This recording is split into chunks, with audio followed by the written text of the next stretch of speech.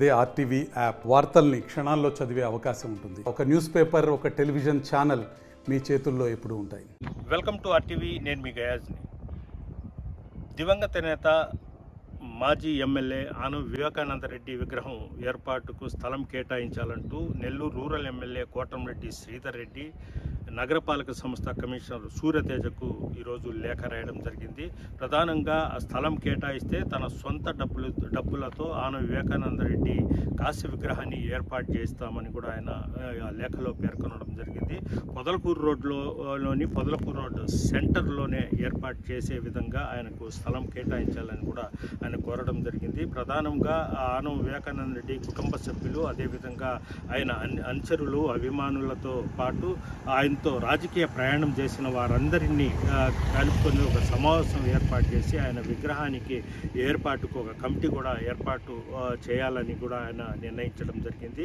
అయితే త్వరగా Nellore municipal commissioner స్థలాన్ని కేటాయించాలని కూడా ఆయన సూచించడం జరిగింది. అయితే నెల్లూరు నగరానికి ఆయన నెల్లూరు రూరల్, అదేవిధంగా నెల్లూరు సిటీ ఎమ్మెల్యేగా ఉన్నప్పుడు ఆయన నెల్లూరు నగరానికి ఎంతో అభివృద్ధి చేశారు. అదేవిధంగా మున్సిపల్ చైర్మన్గా ఉన్నప్పుడు కూడా ఆయనకు ఎనలేని సేవలు చేశారు. నెల్లూరు నగరంలో ఈరోజు రోడ్లు కానీ, అదేవిధంగా సిమెంట్ రోడ్లు కానీ, డ్రైనేజ్ వ్యవస్థ కానీ, డెవలప్మెంట్ ఎంతో అభివృద్ధికి ఆయన నాంది పలికారు. ఆయన నెల్లూరు నగర ప్రజల మనసులను కూడా దోచుకున్నాం. అలాంటి మహానాయకుడి విగ్రహం తప్పనిసరిగా నెల్లూరు నగరంలో ఏర్పాటు చేయాలి. అదేవిధంగా చాలా కాలం నుంచి ఆయన అభిమానులు కూడా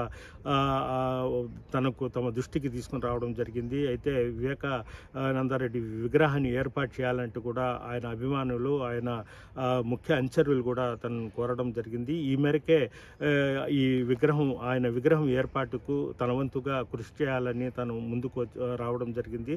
అదేవిధంగా సూర్యతేజ, మున్సిపల్ కమిషనర్ సూర్యతేజ కూడా లేఖ రాయడం జరిగింది.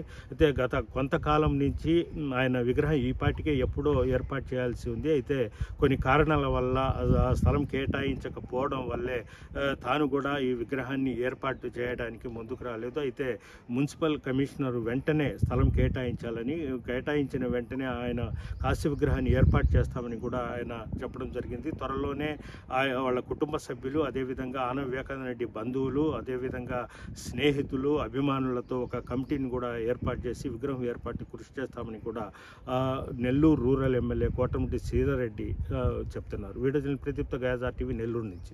మరిన్ని వీడియోస్ కోసం ఛానల్ ని సబ్స్క్రైబ్ చేయండి. లేటెస్ట్ అప్డేట్స్ కోసం వాట్సాప్ ఛానల్ ని ఫాలో చేయండి. అండ్ లింక్ డిస్క్రిప్షన్ లో ఉంది.